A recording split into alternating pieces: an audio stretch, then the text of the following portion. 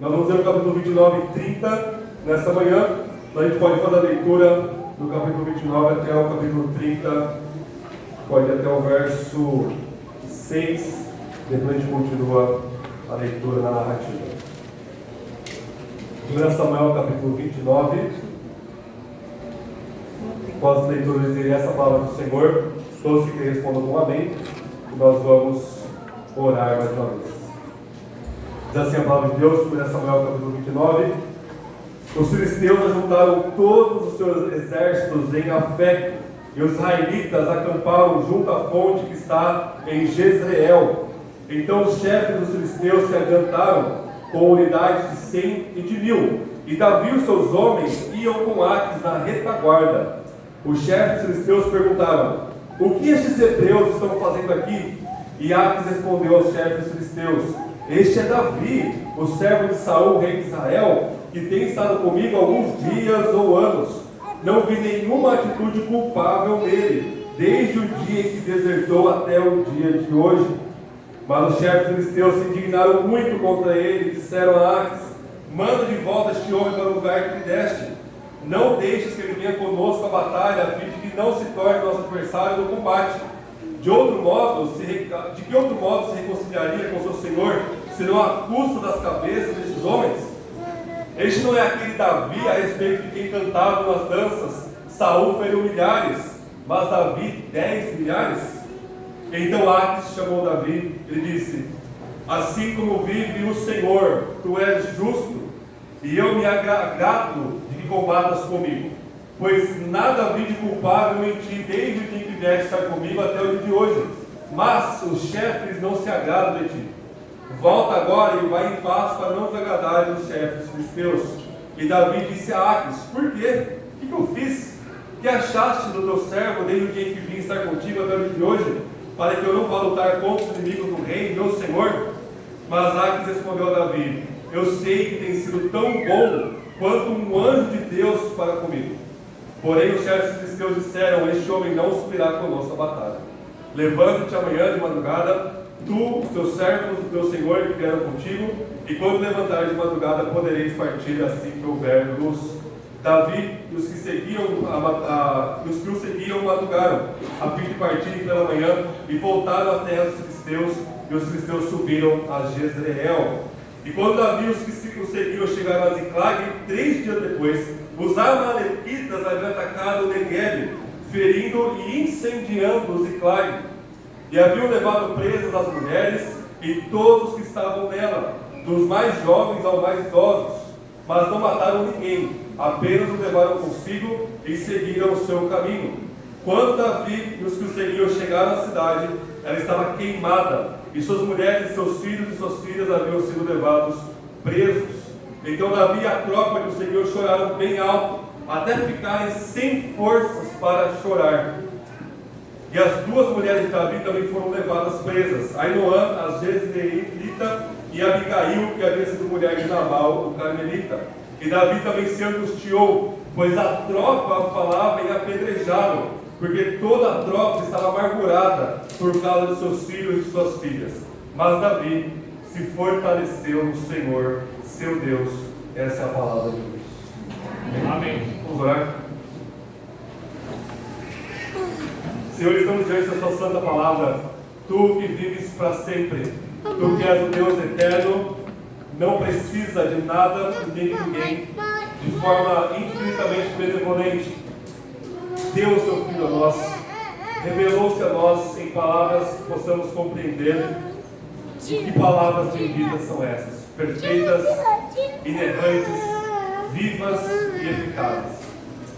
Que o Senhor fale ao nosso coração de cada um aqui presente, pelo poder do seu Espírito que opera eficazmente em cada um de nós, e que o Senhor seja glorificado acima de todas as coisas pela pregação do Evangelho, da boa notícia do nosso Senhor Jesus. É o que nós pedimos em nome de Jesus. Amém. Amém. Irmãos, desde 1960, 1970, nós vivemos o que chamam de pós-modernidade. A modernidade é uma grande narrativa aí no século XIX e no século XX, com muitas peculiaridades, muito diferentes do mundo antigo, pré-moderno, antes dela. E essas invenções modernas elas foram saturadas, e o pessoal ficou meio que de saco cheio, e o pessoal, especialmente começando ali na França, na Alemanha, na década de 70 do século passado, começou a reagir contra a modernidade.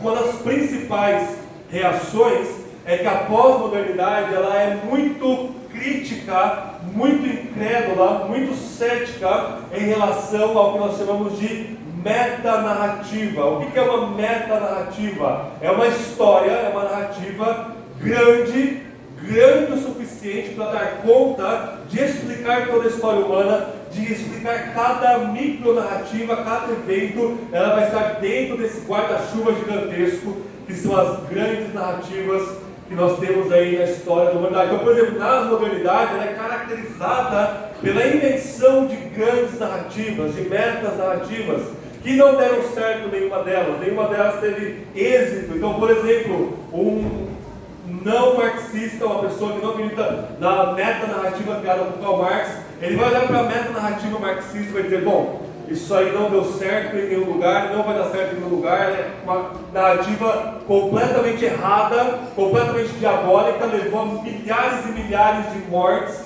e essa grande narrativa não faz o menor sentido. E já uma pessoa talvez marxista, ela vai olhar para a grande narrativa dos liberais, para a grande narrativa do capitalismo, e vai dizer, olha, essa grande narrativa do capitalismo também não dá lá muito certo, também tem muitos problemas em relação a ela. Nós temos, por exemplo, a metanarrativa da tecnologia, onde nós temos ali no iluminismo, século XIX e XX, dizendo, olha, o ser humano vai ser tão criativo e tão produtivo na tecnologia, que nós vamos criar uma sociedade perfeita, uma sociedade com uma medicina perfeita, com tudo muito perfeito, e a tecnologia é o grande mote, é o grande tema central da história humana, que vai ter sem precedentes. Essa metanarrativa ainda persiste nos nossos dias com a invenção da inteligência artificial. Então tem muita gente que fica muito ansioso com o futuro, a IA ela vai tomar conta de tudo e vai ter um grande apocalipse tecnológico. Vejam, são metanarrativas. Metanarrativa islâmica, por exemplo, que Allah ele vai conquistar todo o mundo, e isso, a força, por bem ou por mal, toda a humanidade vai ser muçulmana. Nós temos algumas vertentes do budismo, por exemplo, lá na Ásia, onde o fim da história é um grande vazio, está todo mundo indo para esse grande vazio, que parece muitas metanarrativas ateístas. O próprio ateu ele tem uma metanarrativa, tudo veio do nada, sem nenhum propósito, tudo evoluiu por conta da questão do mais forte, seleção natural, e a gente está indo para o nada também. Vejam, tudo isso são lentes que formam a nossa forma de ver o mundo, formam o nosso coração e colocam como que a gente vai enxergar e interpretar toda a realidade. E são todas elas falsas. Mas nós, enquanto cristãos, nós temos uma metanarrativa também. Nós temos essa grande narrativa de um Deus soberano que criou tudo bom. Nós incorremos no pecado e está redimindo através de Cristo Jesus. E essa grande narrativa cristã, essa grande narrativa bíblica, ela tem um centro. E esse centro é a pessoa bendita do nosso Senhor Jesus Cristo. Então essa narrativa da vida, morte, ressurreição e ascensão de Cristo, essa boa notícia do que Deus fez por nós no seu Filho, é o núcleo pelo qual nós vivemos e entendemos a realidade. E cada micro-história, cada evento particular, não é à toa, não é aleatório, não está solto, ele se encaixa dentro dessa grande história do que Cristo fez por cada um de nós. E é muito interessante, essa semana eu passei estudando Jonathan Edwards no mestrado, e é muito interessante que Jonathan Edwards, um grande pregador e pastor do século XVIII, o primeiro sermão dele, lá com seus 17, 18 anos, é uma obra-prima de teologia. Parece que é um senhor já com doutorado em teologia, mas é um adolescente, um jovem, e ele prega Isaías 3:10. E a gente leu esse sermão, a gente analisou esse sermão. É uma peça teológica maravilhosa, doutrina, aplicação, tudo muito certinho, tudo muito bem redondinho. Ele fala sobre a felicidade que é você ser um cristão, ser uma pessoa justa diante de Deus, e assim por diante. Terminando de ler o nosso sermão, o professor falou assim: onde está Cristo nesse sermão aqui? Aparece aqui e ali, mas o John Taylor, jovem, a primeira pregação dele, ele não tinha essa consciência muito grande de o que fazer com Jesus lá em Isaías 3:10 que ele pregou. E nós estamos vendo que ao passo que esse homem ele foi amadurecendo, os sermões deles começaram a ficar cada vez mais e mais cristocêntricos, centrados em Cristo Jesus. Ao ponto de que às vezes ele não queria falar mais nada a não ser apenas sobre Cristo Jesus. Esse é o grande amadurecimento desse pregador que Deus usou como um dos pregadores do grande avivamento mundial do século XVIII. Então vejam, quanto mais maduro alguém for, quanto mais saturado de Bíblia nós sermos enquanto cristãos, enquanto comunicadores do Evangelho, mais nós vamos ser monotemáticos. Um só tema, que é Cristo Jesus, nosso Senhor. Quanto mais a gente cresce, mais a gente vai parecer infantil, porque a gente não vai ter muita coisa para elaborar, não. É uma só coisa que a gente tem para dizer: Cristo. E Paulo vai dizer assim para os Coríntios: olha, eu não fiz saber outra coisa dentre vocês, senão Cristo e este crucificado. Paulo era monotemático. Não é que toda vez que ele se reunia lá em Corinto, ele só falava: olha, Cristo foi crucificado. Não, quer dizer que ele prega todo o conselho de Deus, ele prega toda a Escritura, mas ele centraliza na vida e na obra e na morte de Cristo Jesus. E não é diferente com este capítulo, esses dois capítulos de 1 Samuel, capítulo 29 e capítulo 30. Essa micro-história, essa mini narrativa da vida de Davi, ela serve como uma analogia da grande narrativa que é o Evangelho do nosso Senhor Jesus. O que acontece com Davi aqui? No capítulo 29, ele ainda está com os filisteus, e ele, pela providência de Deus, ele é livrado de lutar contra os israelitas. Então os filisteus vão lutar contra Israel, Davi está no meio lá, ele vai se alistar para a batalha, e os chefes dos filisteus falam: olha, de jeito nenhum. Esse é o maior guerreiro que a gente conhece aqui na história. Ele derrotou Golias, o pessoal cantava: Saul matou milhares, Davi matou 10 milhares. É certeza que no meio da batalha ele vai se virar contra nós, nos matar e entregar a Saul para se reconciliar com Saul novamente. E Davi, através dessa desconfiança dos chefes filisteus, ele é liberto, ele é livre da parte de Deus de lutar contra o povo de Deus. E o ponto todo aqui é que Aquis, o rei dos filisteus, ele elogia Davi em um só sentido. Ele fala: Davi, você é justo, você não tem nada que eu possa apontar de defeito em você, você é um anjo de Deus para mim. Acontece quando Davi volta, no capítulo 30, verso 1 até o verso 20, Ziklag, que é a cidade que Aquis deu para ele, lá no capítulos anteriores, ela é saqueada, ela é incendiada pelos amalequitas, o antigo inimigo do povo de Deus. Davi fica desesperado, todo mundo chora ali, as mulheres foram levadas, as crianças e idosos foram levados, e eles não foram poupados porque os amalequitas eram bonzinhos, não. Eles foram poupados porque eles eram usados como escravos, eles eram usados como moeda de troca, eles eram usados de toda qualquer forma pervertida ali pelos amalequitas. O povo quer apedrejar Davi, porque o que Davi estava fazendo lá com os filisteus? Ele tem que estar aqui em Ziklag cuidando da gente.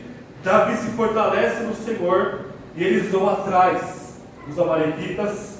Ele vence os amalequitas, eles estão no meio do caminho, eles encontram um egípcio. Se a gente ler depois o verso 7 em diante, ali no verso 10, 11, 12, se vocês colocarem o olho no texto aí, eles encontram um egípcio que foi abandonado pelos amalequitas. Esse egípcio está com fome, 3 dias sem comer. Davi cuida bem dele, dá pão para ele comer, promete que não vai matar ele. Esse egípcio fala a localização dos amalequitas.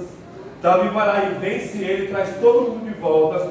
E a narrativa termina no verso 21 do capítulo 30 até o final, com Davi repartindo o despojo de forma igual. Teve um pessoal que não conseguiu lutar com ele, ele pega todo o despojo e ele vai ali igualmente distribuir para o seu exército, para o seu povo ali.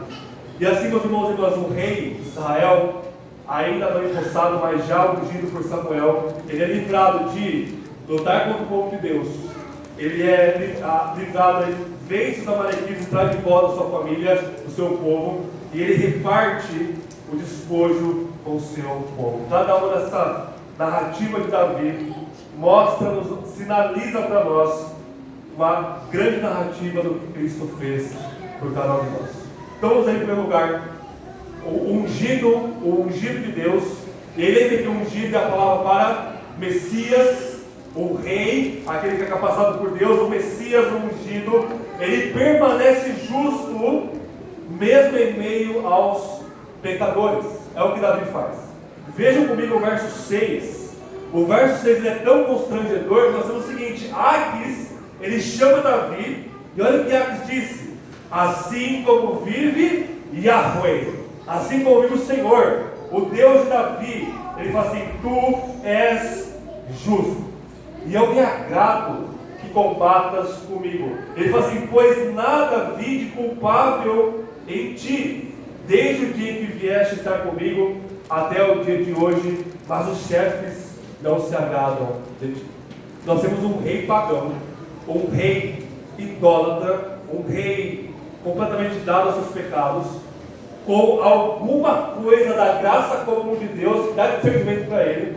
Ele fala: olha, Davi, eu juro pelo seu Deus, ele faz o juramento, que ele não se converte a Yahvé, ele é politeísta, ele abraça vários deuses, e para ele não tem o menor problema adicionar um Deus a mais no seu panteão.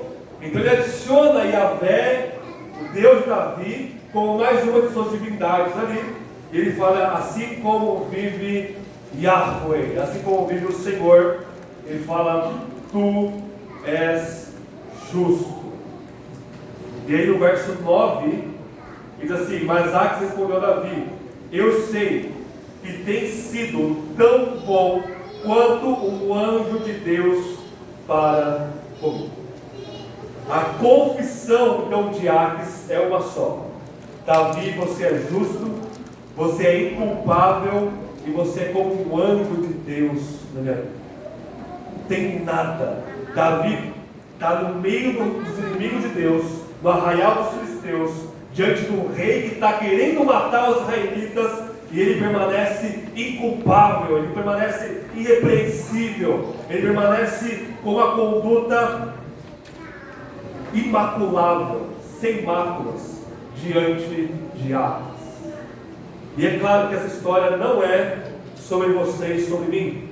Já vê as aplicações finais, como a gente aplica isso na nossa vida, mas ela aponta para Cristo Jesus. E é claro que Davi não é inculpável aqui. É claro que Davi, ele tem pecado, mas essa confissão de Aquis aponta para a impecabilidade de Cristo. Davi está em pecado aqui. Davi não deveria, em primeiro lugar, ir para os filisteus. Ele devia ter permanecido em Israel. A gente já viu isso no capítulo 27. E ele está o tempo todo enganando Aquis. Vocês se lembram?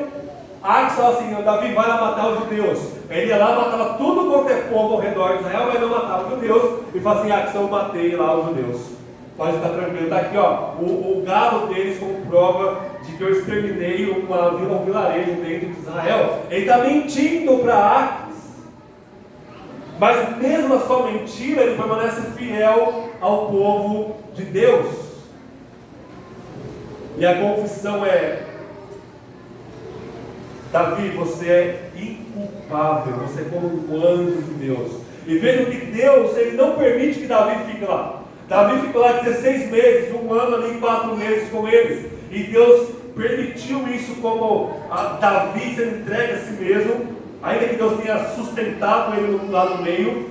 Só que Deus, a grande narrativa bíblica é Gênesis 3,15.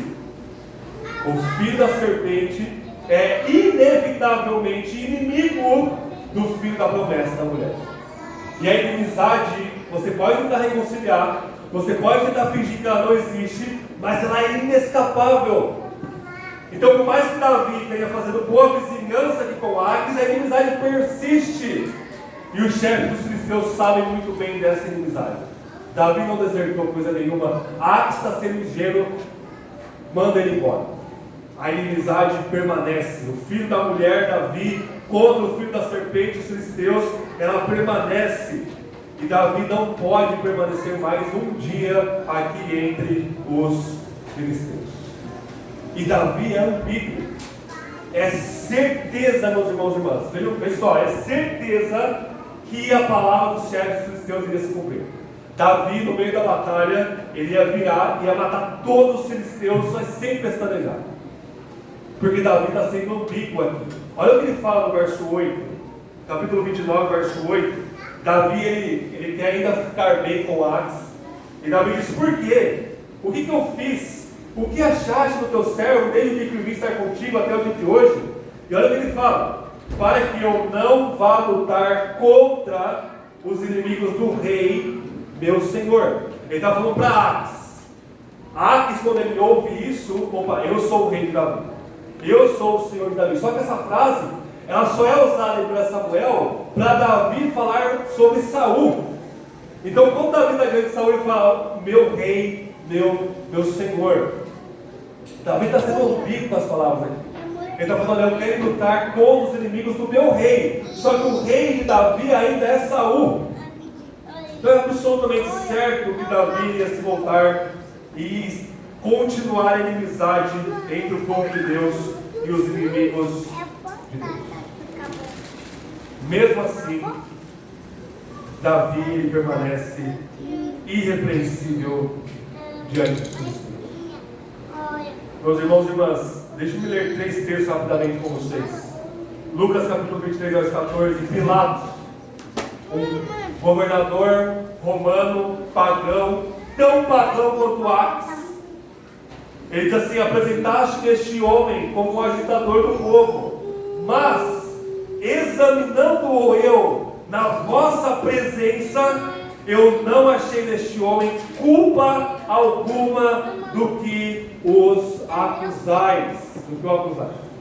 Pilatos, alguém não salvo, perdido, ímpio, pagão, sem nenhuma consideração para com Deus e com o povo de Deus, diante do filho de Davi, ele tem a mesma confissão que o rei dos filisteus: eu não achei nada neste homem, não achei nada culpável. Aques, para Davi, eu não vi nenhuma coisa culpável em você, Davi.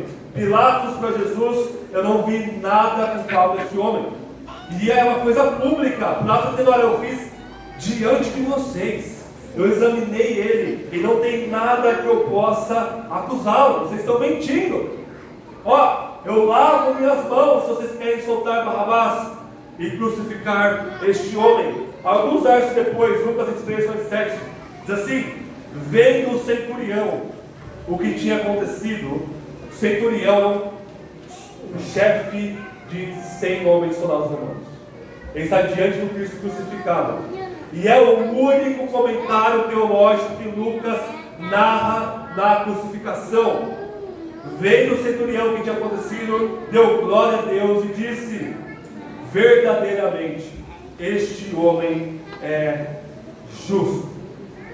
Um pagão, um chefe romano, diante de um condenado à morte pela pena capital romana, na cruz, sem nada, sujo, feio, maltratado, torturado, esquartejado. Ele diz: este homem, se está todo mundo falando que é condenado, ele verdadeiramente é justo. Justo. Não há nada de pecado em Cristo Jesus. Tá? Em sua humanidade, ele como homem, ele não se valendo dos seus atributos divinos, ele não se valendo da sua natureza divina, porque em sua divindade é impossível que ele peque.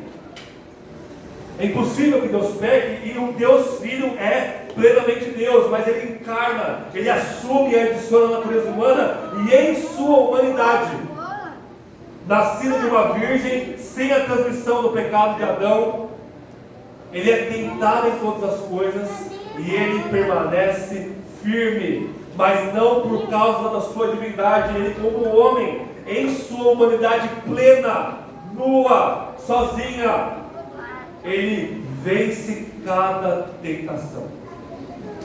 E meus irmãos e irmãs, a gente não é salvo apenas por causa da morte de Cristo, a gente é salvo por causa da vida dele. Porque se ele peca, está tudo acabado. Se ele cede ao diabo, se ele transforma aquela pedra em pão, depois de 40 dias sem comer, não haveria mais nada depois disso. Veja, a impecabilidade de Cristo, a qual Davi prefigura na sua inculpabilidade diante dos filisteus, é parte essencial da narrativa do que nos salva. E olha o que o autor de Hebreus diz em Hebreus 7, 26, diz assim: com efeito, era necessário, nos convinha um sumo sacerdote como este, santo, inculpável, sem mácula, separado dos pecadores e feito mais sublime, mais alto que os céus. Por que a gente precisa de um cara assim? Por que a gente precisa de um homem assim, impecável? Porque a justiça deste homem que não pecou, ela é atribuída a nós, pela fé. E isso é justificação. Isso é uma parte da doutrina da justificação. A vida perfeita dele é atribuída a nós. Paulo vai dizer em Romanos que nós somos salvos pela vida de Cristo.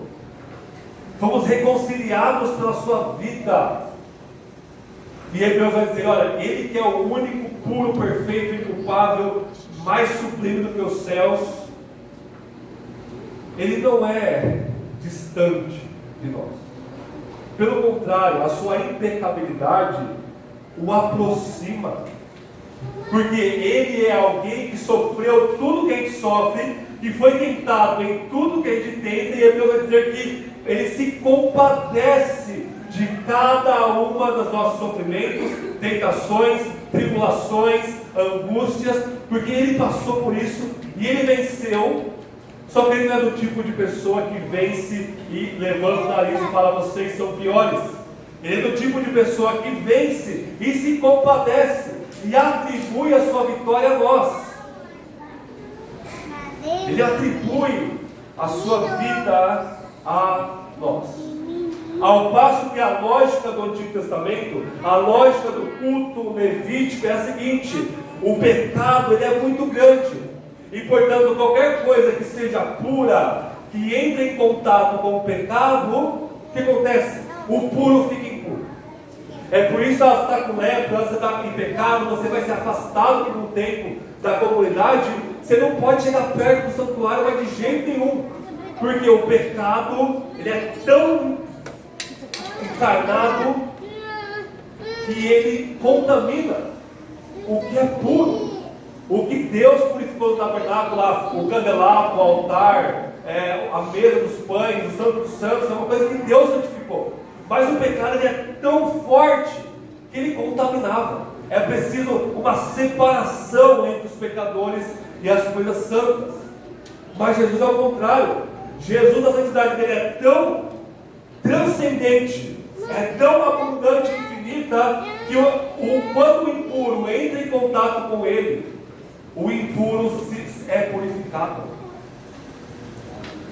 Veja, Davi, ele não salvou Aques, ele não salvou os filisteus, ele não tinha a carga de santidade necessária para isso.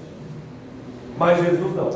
Jesus ele é tão santo que ele entrava no meio das prostitutas, dos cobradores de impostos, dos mendigos, dos ladrões, dos aleijados, dos leprosos, e tocava no leproso e diz: você está curado agora. Deixa eu ver sua mão, Jesus está leproso também? Não. A minha pureza purificou o leproso. Essa é a grandeza da impecabilidade de Cristo, que a gente não pode deixar de fora da nossa grande narrativa de entendermos tudo à luz da vida indestrutível do nosso Senhor Jesus. Segundo lugar, capítulo 30, verso 1 ao 20, o ungido ele resgata o seu povo. Veja, os amalequitas eles são usados por Deus aqui em alguma medida para disciplinar Davi, né? Eles estavam em Ziklag, ele foi lá com os exércitos filisteus e Deus permitiu que os amalequitas destruíssem a cidade de Davi.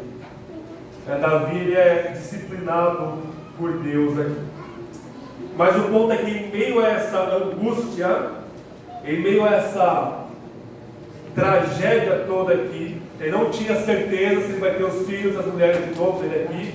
Verso 6 é muito programático, porque diz que Davi se fortaleceu no Senhor seu Deus. Então, em meio à tragédia, ele se fortalece em Deus e ele vai atrás dos amalequitas. Irmãos, essa história é muito paralela com a história de Moisés, por exemplo.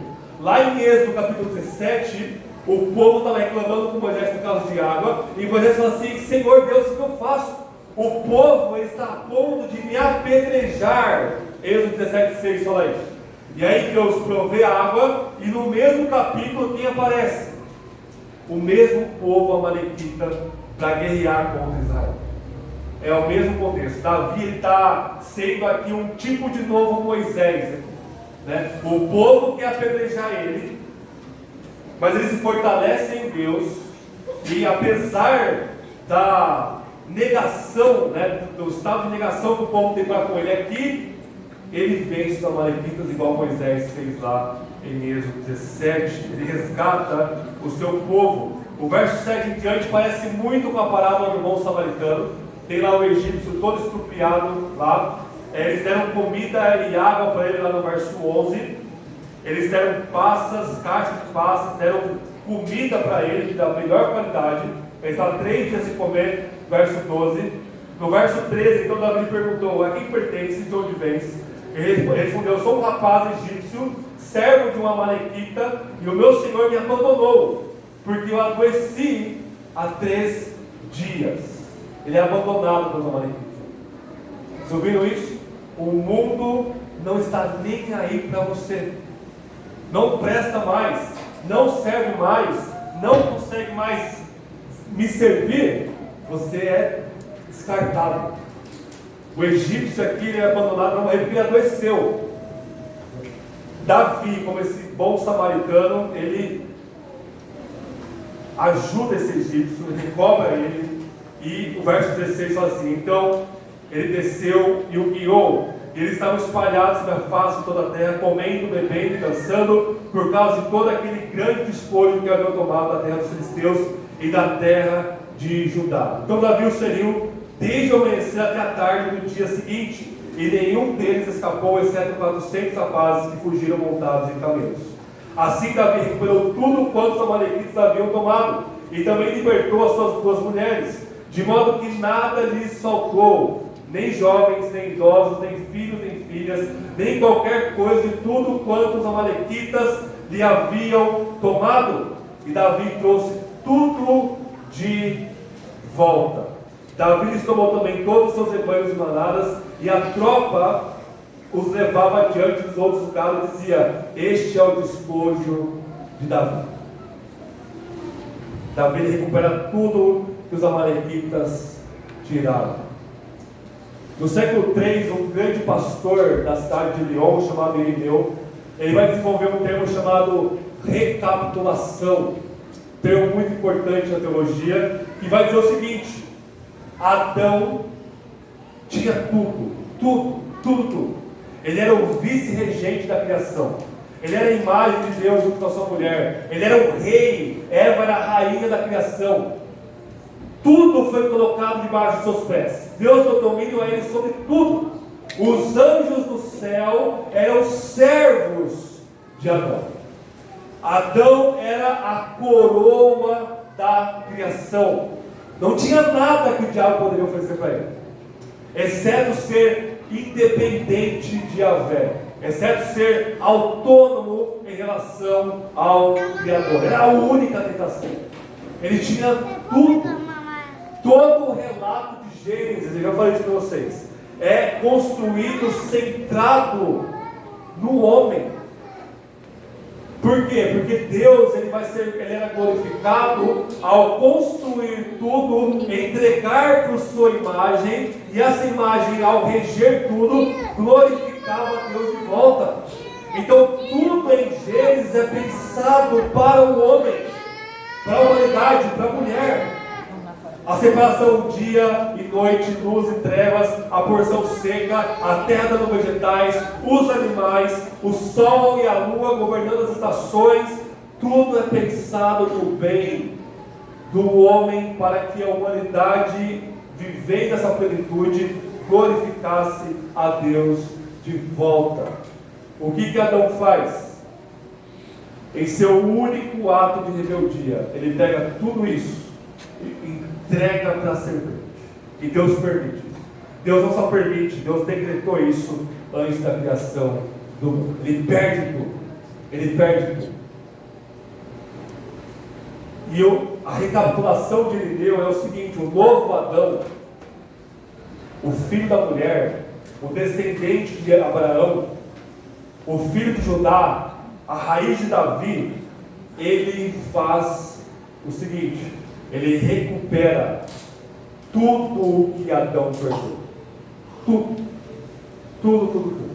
Aquilo que Adão entregou para o diabo, tudo é recuperado quando o Filho de Deus vive, morre e ressuscita dentre os mortos. Não fica mais nada. Ele se torna como homem, como Deus homem, o Senhor da criação. Ele, como novo Adão, agora sentado à destra de Deus no céu, ele rege tudo e nada está fora do seu domínio. Até mesmo o diabo, ele agora é um cachorrinho na mão de Cristo. É Ele que controla o diabo e os demônios. É Ele que controla a vida e a morte. É Ele quem manda pessoas para o céu e para o inferno. Tudo é do Filho de Davi. E Ele faz isso quando Ele morre na cruz por nós. Ele entra no arraial dos amalequitas. Ele entra no arraial dos filisteus. Ele morre por nós. Ele recebe a disciplina, a ira de Deus contra nós. E ele salva a sua esposa, igual Davi fez aqui. Davi está no pecado de muitas mulheres aqui, mas ele salva suas esposas. Ele salva os seus filhos. E é exatamente isso que Jesus faz. Quando ele salva toda a criação, o foco dele é um só: a sua noiva. Você e eu, todos que creem nele, e ele resgata, e não fica nada. Veja, se Cristo te resgatou, ele te resgatou de fato. É um resgate inquebrável. Não tem mais amalequita. Davi matou todos, não sobrou nenhum, não tem nenhuma ameaça de que isso seria incompleto. Não, Davi resgata de forma completa. Cristo nos salva de forma completa, definitiva, independentemente de você e de mim, independentemente dessa igreja. Cristo nos resgata de forma definitiva. Será que a gente crê nisso? Será que a gente crê que Davi resgatou a sua esposa e isso é de forma definitiva? Ou será que você fica numa corda bamba? Será que eu sou salvo? Será que eu não sou? Será que eu tenho fé? Será que não? Se você crê de fato, a salvação não depende em nada de você, em nada. Ela depende apenas do Filho de Davi. E ele é o tipo de homem que resgata de forma completa. Ele resgata a sua noiva por amor. Paulo vai dizer: por amor a mim ele se entregou e morreu por mim, e ele nos resgata. Então essa mini narrativa de Davi vencer os amalequitas e trazer as suas esposas, trazer os seus filhos, é uma seta que se cumpre no seu filho que resgata a sua noiva. A diferença é que as esposas de Davi aqui, os filhos de Davi, eles são vítimas. Eles vão forçados ser escravizados pelos amalequitas. Nós não. Nós voluntariamente nos deleitamos na miséria do pecado. Nós voluntariamente, por livre e espontânea vontade, desejamos ser escravos dos amalequitas, do diabo, do pecado e da morte. A gente não é coitadinho, a gente não é vítima, a gente é operador do mal. E mesmo assim, sendo inimigos de Deus, Cristo prova o seu amor para conosco ao morrer por nós, sendo nós ainda pecadores. Terceiro e último lugar, capítulo 30 ainda, verso 21. Vamos ver. Quando Davi chegou aos 200 homens que não puderam segui-lo por causa do cansaço e que foram obrigados a ficar à margem do ribeiro de Besor, estes saíram ao encontro de Davi e da tropa que vinha com ele, e aproximando-se deles, Davi os cumprimentou em paz. Então todos os homens maus e inúteis, desde que haviam ido com Davi, disseram: visto que não foram conosco, não repartiremos nada do despojo que recuperamos, senão a cada um a sua mulher e seus filhos, para que os levem e se retirem. Mas Davi disse: não, meus irmãos, não fareis isso com os que o Senhor nos deu. Ele nos guardou e entregou a tropa que vinha contra nós, nossas mãos. Quem concordaria com isso? A parte dos que ficaram com a bagagem será a mesma dos que foram lutar. Todos receberão partes iguais. Assim, isso ficou estabelecido por estatuto e direito em Israel, daquele dia até hoje. E o texto termina falando da distribuição do presente que Davi deu a cada ancião além de Israel. Davi não inventou isso aqui. Isso aqui é uma lei de Números 31. Números 31, Deus fala: olha, de todo despojo que eu entregar para vocês, vocês vão repartir igual. Independente se alguém lutou ou não, é igual. Por quê? Porque é Deus que dá a vitória para os israelitas. É Deus que dá a vitória. Então, se o pessoal está muito exausto e ficou para trás, e lá Davi com 400 homens venceu, é Deus que deu a vitória. E Deus mandou, através de Moisés, repartir igual. E Davi sabe disso. Davi conhece Moisés de cor. Ele conhece Gênesis, Êxodo, Levítico, Número, Deuteronômio de cor. E ele fala: não, meus irmãos. Ele se coloca como um igual. Não, meus irmãos, não faremos assim. A bagagem, o despojo de quem ficou para trás com as nossas bagagens será o mesmo dos que lutaram. E isso é tão agradável que é lei até os dias que o autor de Samuel estava escrevendo. Isso é generosidade da parte de Davi. Então vejam, nós temos a vida impecável de Cristo, a sua morte que resgata-nos dos nossos pecados, e nós temos também a parte final dessa grande narrativa, é a ascensão de Cristo. E a ascensão de Cristo, o que ele faz? Efésios 4, verso 8 em diante, Paulo fala assim: Cristo subiu aos céus, ele leva cativo o cativeiro, e ele distribui dons aos homens. O que Cristo faz? Ele vive de forma de pecado no meio dos pecadores. Ele resgata a sua esposa ao morrer na cruz. Ele toma aquilo que Adão perdeu, ele toma aquilo que o diabo temporariamente foi permitido ter. Tudo é dele agora. Ele é exaltado à destra de Deus, ele sobe aos céus como homem. E o que ele faz quando ele se assenta à destra de Deus no céu? Ele distribui dons aos homens. O que é esse dom? O fundamento, o núcleo e propósito é o Espírito Santo. O que acontece em Atos 2? O Cristo exaltado derrama o Espírito Santo sobre a igreja, e o Espírito de Deus agora, aplicando o que Jesus fez, ele nos dá tudo o que nos leva à vida e à piedade. Ele nos dá todas as bênçãos espirituais em Cristo Jesus. Ele nos capacita em toda boa obra para nós servirmos uns aos outros.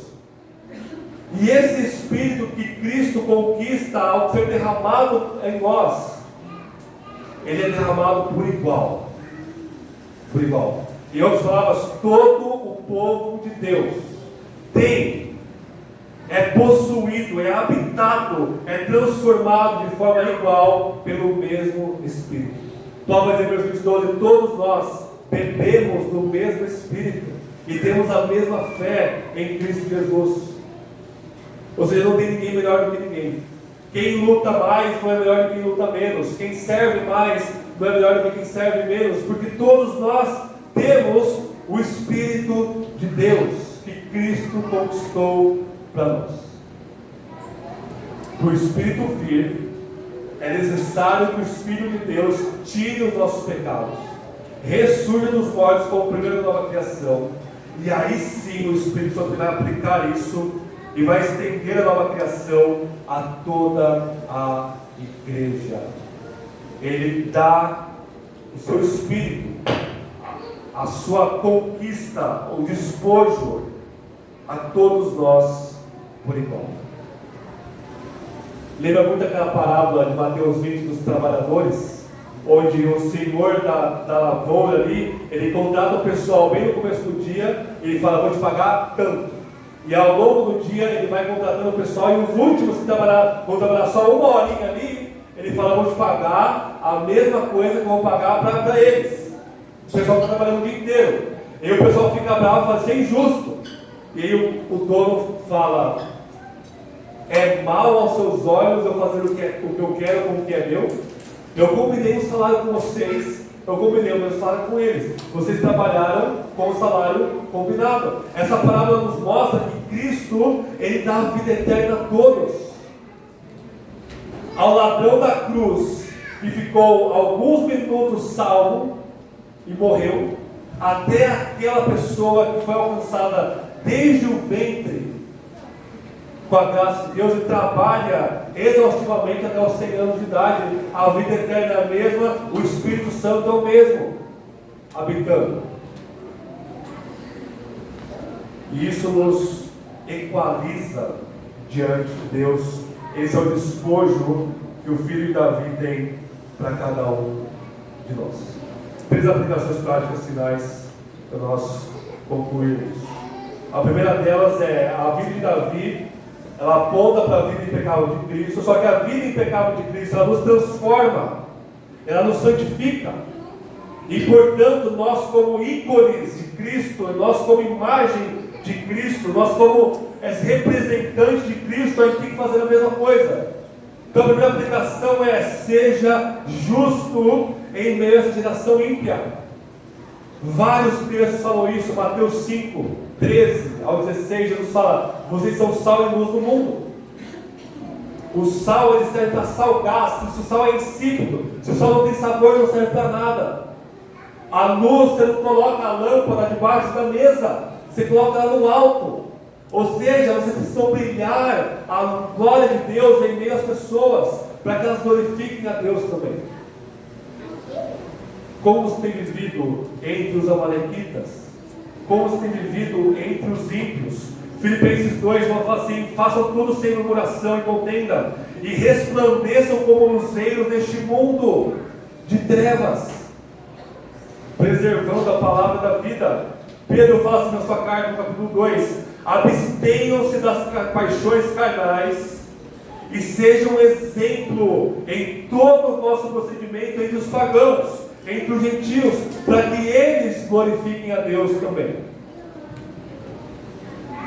Meus irmãos e irmãs, a nossa vocação, o nosso chamado é mostrar a glória de Cristo das pessoas. E você não vai fazer isso vivendo como um ímpio dentro de outros ímpios. Você não vai fazer isso falando palavrão e falando coisas indecentes no seu trabalho, fofocando, falando mal das pessoas sem causa, mentindo, traindo, adulterando. Me veio um exemplo agora. Quando eu era ímpio, lá nos meus 14 anos, eu fiz um curso de mecânica de carro, e o professor, ele era pastor evangélico. Eu tinha 14 anos. Nessa época eu era muito tranquilo em relação às questões de moralidade, né? E no meio da aula, no final da aula e antes da aula, o tempo todo, na verdade, os alunos mais velhos, eles ficavam na porta da aula, mexendo com as mulheres que passavam. O que o pastor fazia? Ele fazia exatamente a mesma coisa. Exatamente a mesma coisa. Um pastor velho, absolutamente respeitável na sua denominação aqui em Aratuba, toda mulher que passava mexia. Isso é um sinal de impiedade sem tamanho. Não queira agradar os ímpios, não queira fazer uma aliança com os filisteus, que não tem como. A Bíblia, texto após texto, fala: não se associem com as obras das trevas, Efésios 4. Condenem as obras das trevas, condenem o procedimento dos ímpios, ajam como luz, como justos, como santos neste mundo caído. E Davi ensina isso para nós, mesmo em meio dos filisteus. O rei, o chefe, fala: olha, eu não tenho nada para falar para você. E a gente tem essa crise moral muito perturbadora no meio evangélico, de que não se sabe mais a diferença do justo e do injusto, de quem serve e de quem não serve a Deus. Segunda aplicação: use a crise como um lugar de retorno à palavra de Deus. Esse é o contraste entre Saul no capítulo 28 e Davi no capítulo 29. Saul, os filisteus estão vindo, Deus não me responde, crise. O que Saul faz no meio da crise? Vai consultar os mortos. O que Davi faz no meio da crise? Capítulo 29, capítulo 30, verso 6. Davi se fortaleceu no Senhor seu Deus. Verso 7, ele consulta a Deus. Ele ora a partir da escola sacerdotal. Ele pede auxílio a Deus no verso 8. E Deus responde: persegue-o, porque certamente alcançarás e recuperarás tudo. Essa é a diferença do Filho de Deus e de um falso Filho de Deus. No momento da crise, o seu coração ele vai se mostrar. No momento do desespero, você vai apelar para os mortos. Você vai apelar para as coisas deste mundo. Você vai tentar dar um jeito nas coisas com meios impróprios, ilícitos. O Filho de Deus não. A crise o impulsiona a se voltar mais para Deus. Está sem dinheiro? Eu não vou entrar em aposta, eu não vou roubar, eu não vou pegar dinheiro de agiota, não, eu vou orar ao Senhor. Eu vou me apegar mais com Deus. Eu tenho uma família na fé. Use a crise para se voltar para Deus. Em terceiro e último lugar, pegando cada sessão do texto aqui, a prova que você voltou para Deus. Davi foi disciplinado, ele se fortalece, ele consulta a Deus. A prova de que você está em Cristo, a evidência da sua fé, uma delas, e uma grande delas, é a sua generosidade para com os outros. É isso que Davi fez, ele foi generoso. Ele falou: eu venci, nós vencemos, mas eu vou repartir o despojo com quem eu estava cansado também. Generosidade, desapegada do egoísmo. Em 2 Coríntios 9, olha o que Paulo fala. E aqui eu coloquei o texto todo aqui, mas eu vou resumir para a gente ganhar um tempo. Ele basicamente vai dizer: olha, irmãos de Corinto, vocês são ricos, vocês têm boa condição financeira. A igreja de Jerusalém está padecendo fome. Então o que vocês têm que fazer? Eu vou até aí com vocês. Antes de eu chegar, vocês vão levantar uma oferta para a igreja de Jerusalém. E o Evangelho está em operação nessa oferta. E Paulo vai dizer: olha, Deus te deu muito para que você seja muito generoso. E nisso, quando você que tem, dá, e aquele que não tem, recebe, Deus é glorificado em todas as coisas. Vocês vão entender o Evangelho. Aqui, você que tem e dá, você vai se parecer com Cristo, que era rico e se fez pobre e se deu a nós.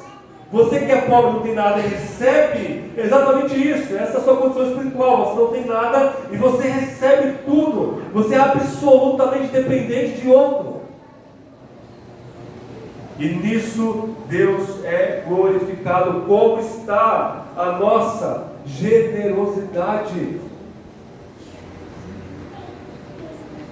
Veja, O irmão ali deu R$1 para o café da manhã, o outro irmão ali deu R$1.000 para o café da manhã. Ninguém come a mais por causa disso. Não tem uma sessão para quem ofertou e para quem não ofertou nosso café da manhã. Isso é generosidade, e isso é aplicado a várias coisas da vida. Então, eu venho aqui, eu fictício, né? Eu igreja, eu venho aqui como membro da igreja e eu limpo o salão toda semana eu faço alguma coisa, eu me desdobro, e aí às vezes eu penso que o irmão lá que não está fazendo nada, mas eu não sei o que ele está passando. Veja, levante a mão, quem que não trouxe os bancos aqui na igreja? Eu não trouxe, a maioria não trouxe. Um irmão ou outro fez todo o trabalho, e está todo mundo sentado no mesmo banco. E quando você entende isso, você para de ficar se comparando com os outros. E você entende que tudo que você faz é para Deus e é para o bem da igreja. Generosidade é uma das marcas da fé de Deus. Sejamos mais generosos, meus irmãos e irmãs, neste ano que Deus nos dá. Amém? Vamos orar. Ter uma meditação silenciosa. Confesse os pecados. E eu já vou orar para encerrar o sermão.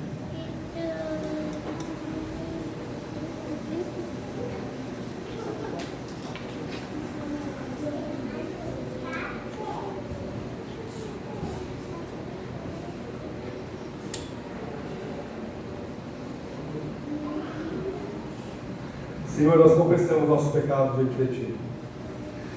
E nessa oração de confissão, nós reconhecemos o quão falhos nós somos em testemunhar o Seu Evangelho para pessoas perdidas deste mundo.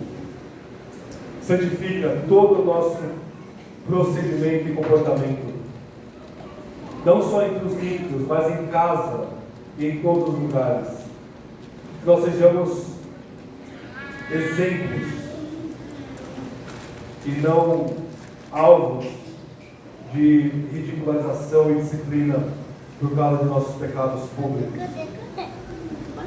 Senhor, nós confessamos a nossa falta de generosidade, a nosso espírito mesquinho, competitivo, comparativo. Às vezes até isso nos impede de fazer mais. Ó, ai de nós, Senhor, estamos assim. Se nós estamos fazendo mais, se alguém faz mais, é a sua graça capacitando para servir mais e ser exemplo para os demais. Não há nada de especial em mim, meu Deus. Ninguém é mais inteligente do que ninguém, mais forte do que ninguém, mais santo do que ninguém. A sua graça está em todos nós e ela é o que nós precisamos e ela nos basta. Ajude-nos ao ponto de todos verem que nós somos ajudados pelo Senhor e pelo Senhor também. E aí o Senhor receberá a glória devido ao teu nome, quando nós não temos nada em nós mesmos, apenas crise, miséria e tragédia, e nós nos fortalecemos em Ti e em Ti somente. Livra-nos dos nossos pecados, para a sua glória, Deus, em nome de Jesus. Amém.